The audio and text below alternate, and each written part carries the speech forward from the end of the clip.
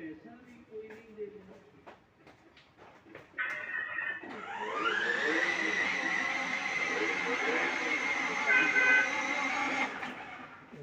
To my YouTube channel Guri electric toy.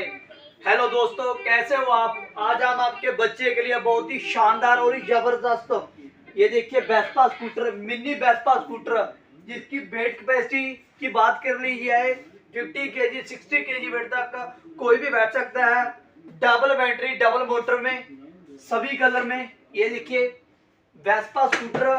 अगर आप इसकी कंप्लीट वीडियो देखना चाहते हैं तो वीडियो को फुल वॉच करो। वीडियो अच्छी लगी वीडियो को लाइक करो, चैनल को सब्सक्राइब करो।